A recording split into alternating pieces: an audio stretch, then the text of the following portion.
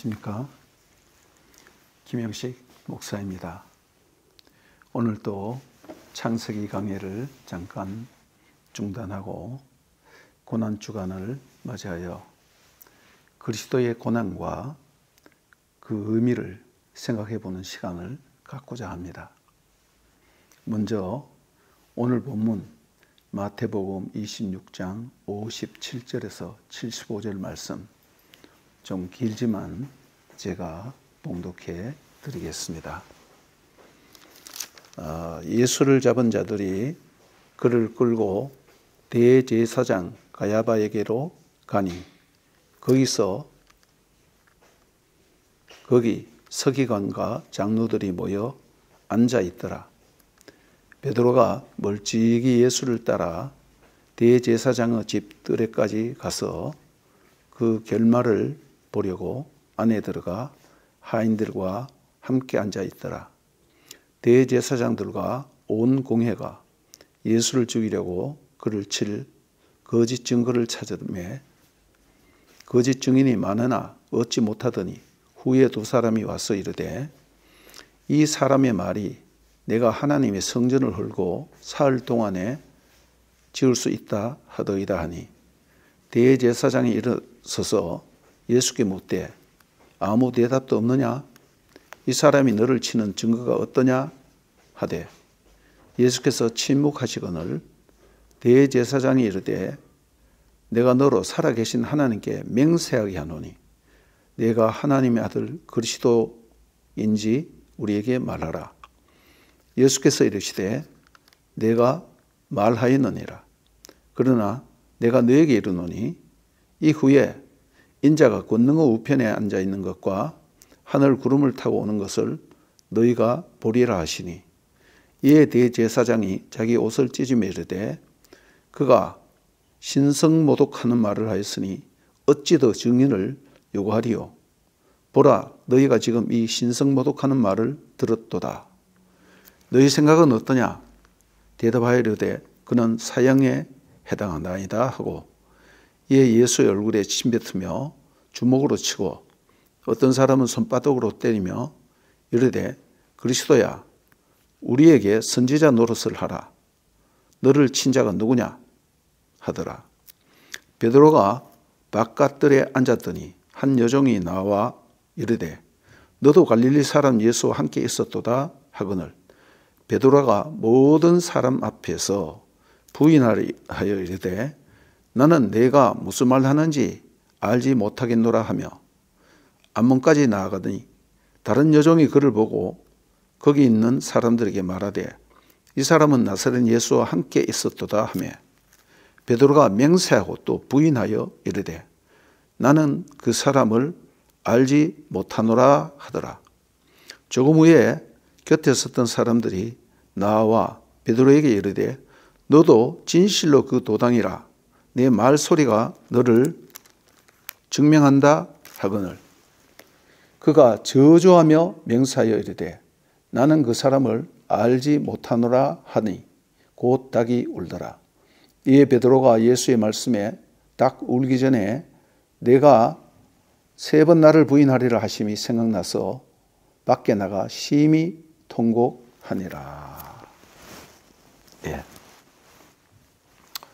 우리는 어떤 사건이 일어날 때 동시에 같은 장소에서 같은 시간에 일어났다, 어떤 사건이 그렇게 일어났다 할지라도 그 사건을 우리가 기록할 때에는 마치 한 사건은 먼저 일어나고 한 사건은 나중에 일어난 것처럼 순서적으로 기록할 수밖에 없습니다. 이것이 기록하는 것의 한계라 할 수 있겠죠. 네.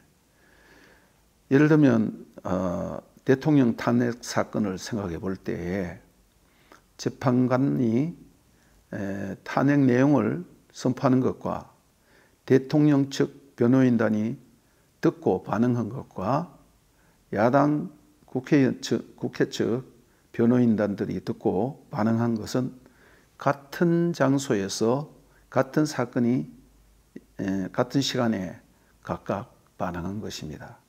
하지만 이것을 기사화할 때에 같은 시간 같은 장소에서 일어난 사건이라 할지라도 재판관의 선고, 여당 변호인단의 반응, 야당의 반응, 국민들의 반응, 이런 것을 마치 사건이 차례대로 일어난 것처럼 시간이 걸려서 반응하는 것처럼 차례대로 써내려갈 수밖에 없는 것입니다.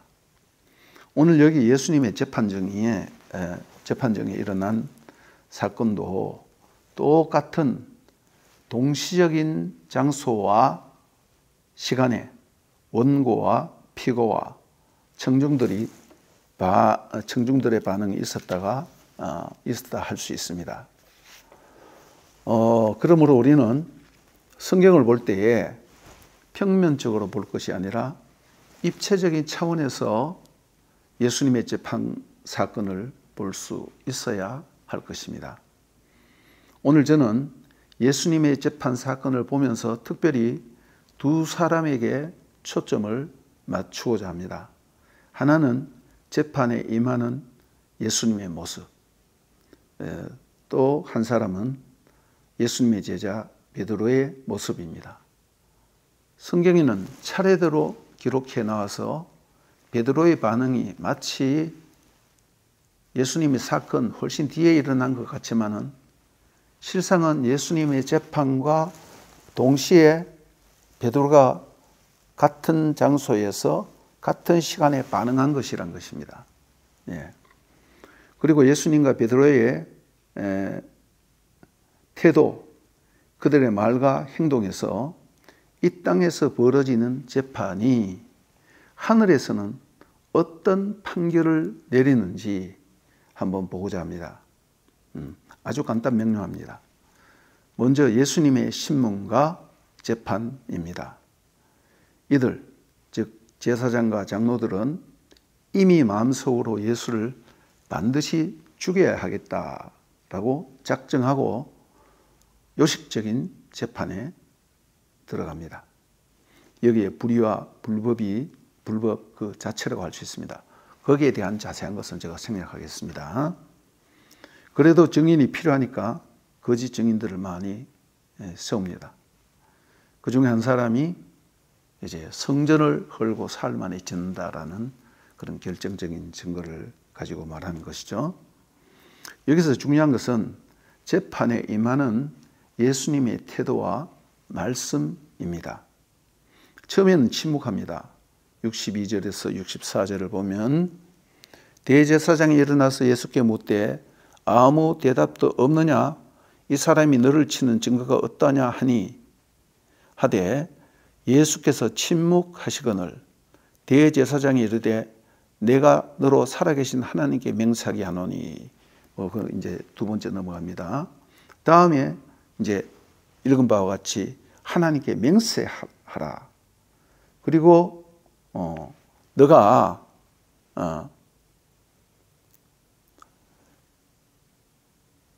하나님의 아들 그리스도인지 우리에게 대답해라.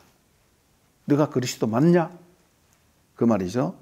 그때 예수님께서 내가 그렇게 말했지 않느냐? 그대로다. Yes, 너가 말한 그대로다.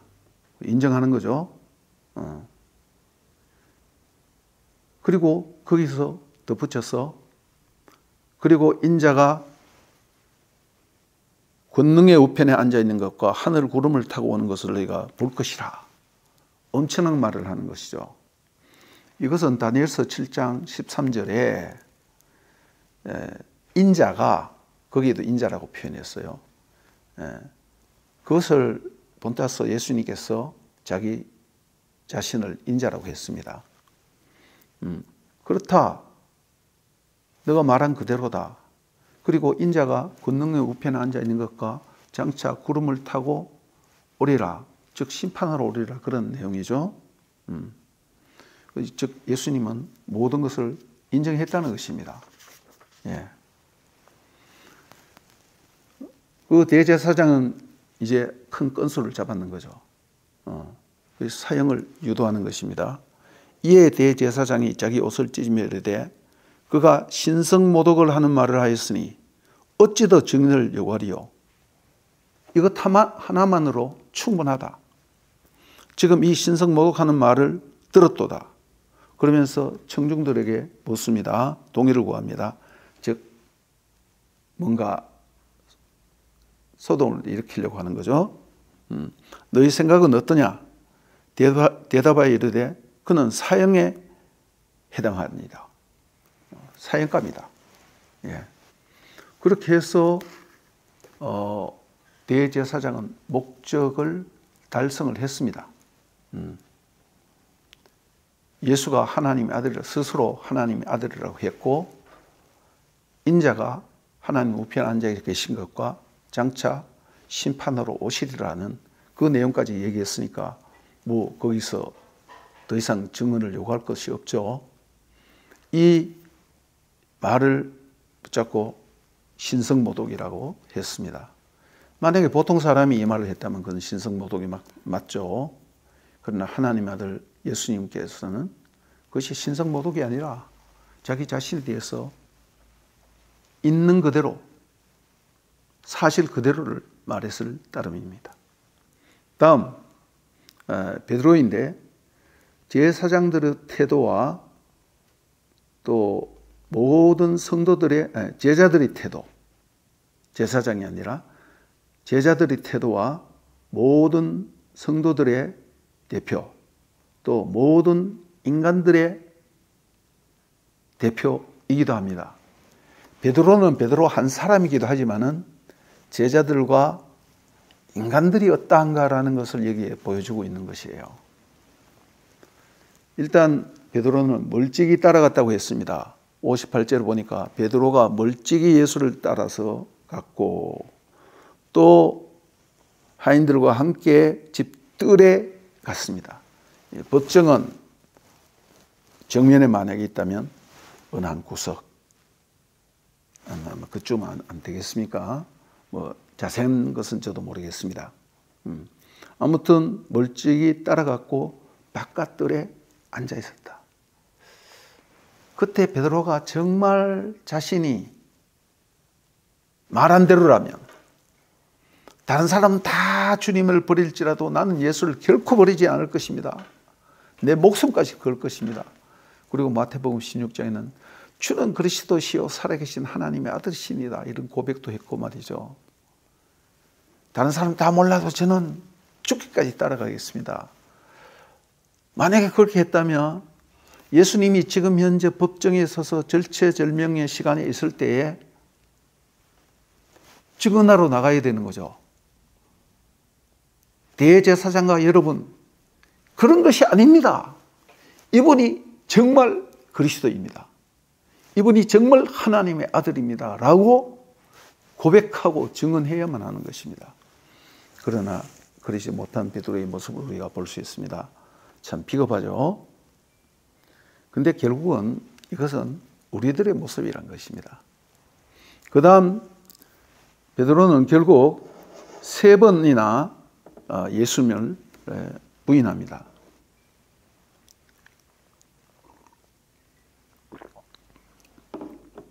마태복음 26장 69절에서 70절을 보면 베드로가 바깥 들에 앉았더니 한 여종이 나와 이르되 너도 갈릴리 사람 예수와 함께 있었도다 하거늘 베드로가 모든 사람 앞에서 부인하여 이르되 나는 내가 무슨 말을 하는지 알지 못하겠노라.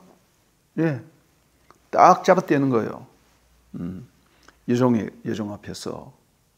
예. 우리가 마태복음 10장을 보면 이런 말씀이 있습니다. 예수님이 10장 32절에서 33절인데 누구든지 사람 앞에서 나를 시인하면 나도 하늘에 계신 내 아버지 앞에서 그를 시인할 것이요 누구든지 사람 앞에서 나를 부인하면 나도 하늘에 계신 내 아버지 앞에서 그를 부인하리라. 베드로가 이 말씀에 딱 걸렸는 거죠. 예, 그렇게 큰 소리 치다가 정반대의 행동을 하는 것입니다. 예.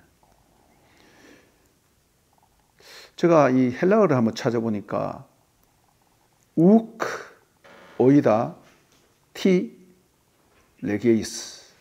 예. 그 다음 두 번째는 이걸 쉽게 말하면 No, I don't know. 그런 뜻입니다. 나는 너가 지금 현재 무슨 말을 하는지 난 몰라. 딱 잡대는 거예요. 두 번째 71절과 72절에 보면 안문까지 나가니 다른 여종이 또 다른 여종이 그를 보고 거기 있는 사람에게 말하되 이 사람은 나사렛 예수와 함께 있었도다 하며 베드로가 맹세하고 부인합니다. 나 절대 안 그래 하면서 맹세를 하는 것이죠. 이 맹세란 말은 말이죠. 이스라엘 백성들에게 있어서는 맹세라는 것은 목숨 걸고 하는 거예요. 우리도 뭐 그런 식으로 맹세를 하긴 합니다만 우리하고 또 달라요. 이거는 언약적인 용어고, 예, 그런 것입니다. 그래서 맹세하고 부인하여 이르되 나는 그 사람을 알지 못하겠노라. 이것도 굉장히 강한 것입니다. 똑같이 후 오이다 톤 안드로폰. 쉽게 말하면 나는 그 인간을 절대 몰라. 그런 뜻입니다. 예. 그 다음 세 번째 13절에 조금 후에 곁에 섰던 사람들이 나와 베드로에게 이르되 너도 진실로 그 도당이다. 내 말소리가 너를 표명하느니라. 예. 이 말소리가 그렇다는 건 뭐냐면 베드로가 갈릴리 사람들이잖아요. 갈릴리 사람들은 사투리를 써요. 특별히 좀 뭐랄까 경음이나 파열음 같은 것을 그렇게 잘 내지 못한다고 합니다.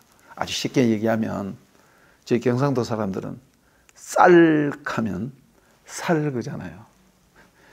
고등학교 때 전국에 있는 모든 학생들이 다 모였어요. 선생님이 웃기느라고 대구에 있는 친구에게 일어서 갖고 쌀 하라 그러니까 살카더라고요. 그거하고 똑같습니다. 말하자면 너 말소리 들어보니까 갈릴리 사람 맞는데 너 진짜 잘 악하니까 베드로는 이제는 저주하고 맹세하여 이르되 이 저주하고 맹세한다는 것은 언약적인 용어입니다. 만약에 내 말이 틀리면 내 목 잘라 죽여서 반 토막 내도 좋아. 그런 얘기예요. 그러면서 이것도 보면 우크 오이다 톤 안드로폰. 나는 그 인간을 절대로 몰라. 아주 강한 이 세 번 다 아주 강한 우크란 말은 부정어 중에서도 아주 강한 부정어로 제가 알고 있습니다. 그래서 저주하고 맹세하면서 나 저런 인간 절대로 몰라. 그 누구한테 하는 말이에요? 예수님께 그 말을 하는 거예요 지금. 예. 이 베드로의 고백을 베드로가 이 말을 하자마자 이에 베드로가 예수의 말씀에 딱 울기 전에 내가 3번 나를 부인하리라 하심이 생각났다 그러는데 그가 저주하여 맹세하여 이르되 나는 그 사람을 알지 못하노라 하니 곧 닭이 울더라. 예수가 나는 저 인간을 맹세코 절대 몰라. 만약에 내가 저 인간을 안다면 나에게 저주가 있을지어다. 이렇게 자기 저주를 하는 거예요. 그 언약적인 저주예요. 그때 닭이 꼬끼요 하고 우는 거예요. 이 닭 우는 소리가 뭐겠습니까? 이것은 하늘 법정에서 예수님을 하나님의 아들 그리스도라고 부인하는 자에게는 이러한 저주와 맹세가 있다는 것을 보여주는 하나의 힌트입니다. 표적이에요. 예. 땅에서 예수님이 대제사장 앞에서 재판받을 때 너가 하나님의 아들 그리스도가 맞냐 했을 때 예수님은 맞다. 그리고 인자가 하나님 우편에 앉을 것과 장차 구름을 타고 내려와서 심판하리라 했을 때에 그것 때문에 예수님은 사형을 당했어요. 그러나 또 한편 한 인간으로서 한 성도로서 베드로가 맹세하고 저주하고 맹세하여 이르되 나는 저 인간을 절대 몰라. 그 인간은 나사렛 예수 하나님 아들 그리스도가 아니야 라고 얘기하는 거예요. 예수를 그리스도라고 부인하면 어떻게 됩니까? 예수를 믿지 않는 사람은 다 정죄를 받는 거죠. 심판받는 거죠. 한마디로 지옥 가는 겁니다. 그 얘기예요. 예. 그러면서 다구름 소리가 나는 것은 하늘 법정에서 땅, 땅, 땅 하고 선고를 하는 겁니다. 마태복음 16장의 고백과 정반대죠. 주는 그리스도시요 살아계신 하나님의 아들이다. 바요나 시몬아 내가 복되도다. 이것을 알게 하는 이는 하나님이다. 내 아버지다. 근데 똑같은 베드로가 이제 나는 저 인간이 누구인지 절대 몰라 맹세를 하는 거예요. 하나님의 아들 예수 그리스도를 부인하는 자는 어떻게 돼요? 그건 분명히 하늘에서 정죄받는 거죠. 예. 이 성경이 예수님의 이 땅에서의 재판받는 모습과 예수님을 부인하는 베드로가 하늘 법정에서 재판받는 모습을 딱 대조하고 있다는 것입니다. 저는 오늘 그것을 말씀드리려고 하는 거예요. 예수 그리스도가 하나님 아들 그리스도가 했기 때문에 땅의 재판에서 사형을 언도를 받고, 베드로가 하나님 아들 예수 그리스도를 부인했기 때문에 하늘 법정에서 사형을 부형받는 것입니다. 보이지 않는 이 모습을, 이 사건을, 이 그림을 여러분들이 볼 수 있어야 된다는 것입니다. 제가 오늘 여러분들에게 설명하고자 하는 것은 바로 이것입니다. 네. 요한복음 3장 13절에서 보면 이런 말씀이 있습니다. 네.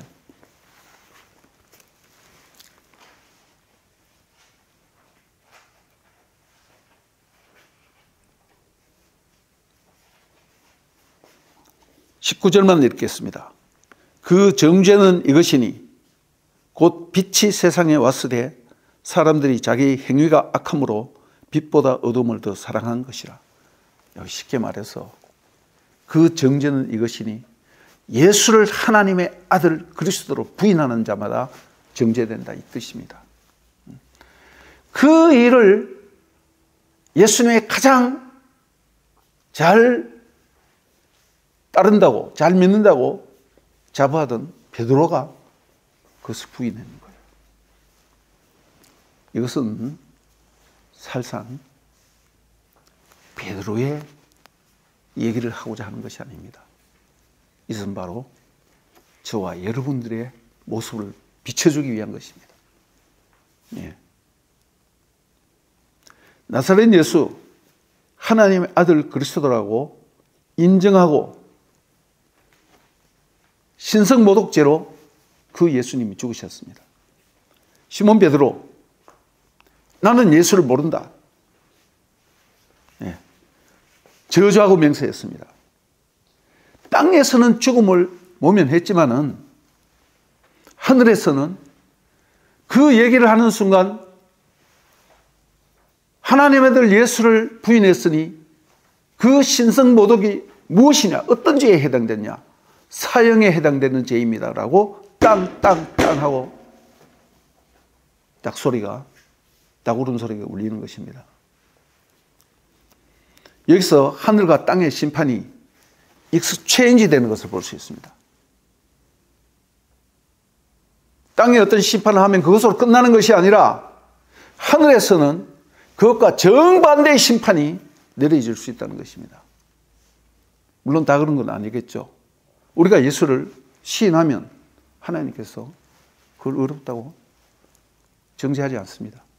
그러나 베드로와 같이 이렇게 맹세하고 저주하고 이게 전부 다 하나님의 언약적인 맹세와 언약적인 저주에 해당되는 것입니다. 예. 이거는 빼도 박도 못하는 거예요. 분명히 그냥 사형이에요. 베드로가 이랬다는 것입니다. 그래서 여기서 하늘과 땅의 재판이 익스체인지가 되는 것입니다. 이 땅의 이 세상 사람들은 예수가 하나님 아들 그리스도라고 주장하고 십자가에 못 박혀 죽은 그 때문에 예수를 조롱하고 무시하고 멸시하지만, 하늘에서는 하나님의 아들 예수 그리스도를 인정하지 않을 때에 하늘의 저주가 임한다는 것을 여기에 그림으로, 재판 그림으로 보여주고 있는 것입니다. 고린도후서 5장 4절, 지난번에도 제가 읽어드렸습니다는 한번 다시 한번 읽겠습니다. 고린도후서 5장 14절이네요. 그리스도의 사랑이 우리를 강건하신도다. 우리가 생각하건대 한 사람이 모든 사람을 대신하여 죽었은즉 모든 사람이 죽은 것이라. 그가 모든 사람을 대신하여 죽으심은, 이 대신하여라는 것은 익스체인지했다는 뜻이에요. 내가 죽어야 되는데 예수님이 대신 죽었다. 예. 그래서 19절 하반절을 보시면 그들의 죄를 그들에게 돌리지 아니하시고, 과거의 번역에 보면 저희 죄를 저희에게 돌리지 아니하시고 이렇게 표현했습니다. 그럼 나의 죄를, 우리의 죄를 누구에게 돌렸는가?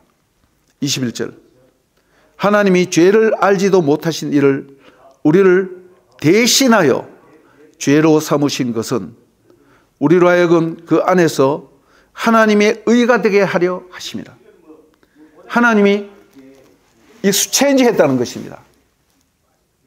죄가 없는 예수를 정죄해서 죄인으로 죽게 하고, 죄인인 우리를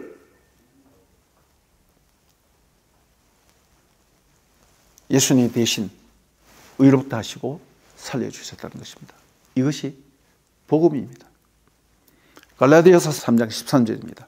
그리스도께서 우리를 위하여 저주를 받은 바 되사 율법 저주에서 우리를 속량하셨으니 기록된 바 나무에 달린 자마다 저주 아래 있는 자라 하였습니다.